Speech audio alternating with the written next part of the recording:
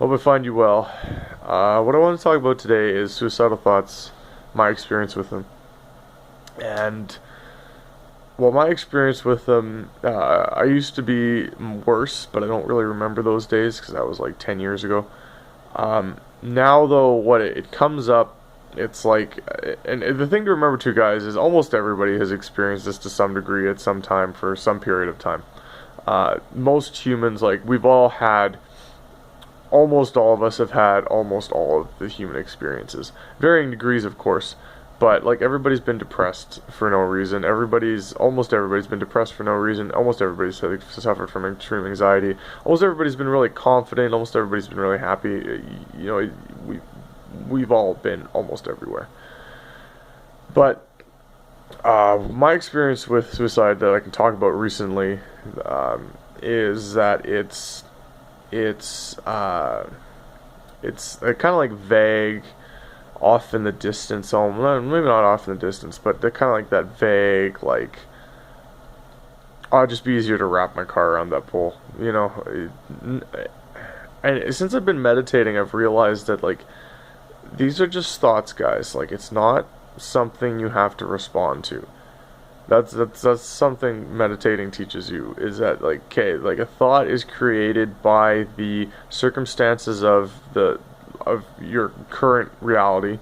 So it disappears once you change that current reality, and that's what it's been for me. It's been whenever I have huge self-worth and self-confidence issues, so I don't, whenever a choice comes up, a big choice comes up, it's always been, okay, well, I don't deserve to be happy, and I can't handle because the right choice requires work.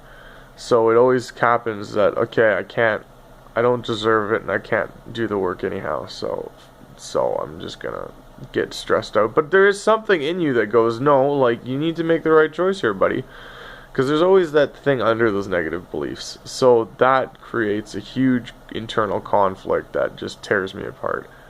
So, I get suicide becomes a thought. And that's the thing to remember, guys. It's just a thought. You don't have to act on it. And it might be a really powerful thought, but it has to do with the current circumstances. For me, in my experiences. Because as soon as I don't ever make the choice. Fuck. But as soon as the choice goes away, basically, I'm back to baseline, which isn't that great either, but it's not terrible. So the thing I have to remember is that whenever I get like that, and through the meditating, I've become conscious of it, so I can tell, like, when it's getting to that point, and I realize, okay, this is because this is happening. And sometimes you have to lose your logical mind to figure out your feelings, guys. If you're disconnected from your emotions, you're gonna have to use your logical mind to do it. So, okay, I'm feeling this way because of this. Okay, what do I gotta do? What do I gotta do to come out on top in this situation? And, of course, working in the in-betweens on making it so that situation doesn't come up, because I know mine is directly related to my negative beliefs of that I'm not good enough, I don't deserve anything. So for me, I work on that in the in-between. I make sure that I'm doing things that I think are worthy. I'm testing myself. I'm challenging myself. I'm meditating, of course. Because your body's health, that has a lot to do with it too. So I'm taking care of myself physically, and just like I said, remembering that it's a thought. You don't have to identify with it. You don't have to grab onto it, and it has to do with the current situation. And of course, looking for help. But guys, the thing to remember is that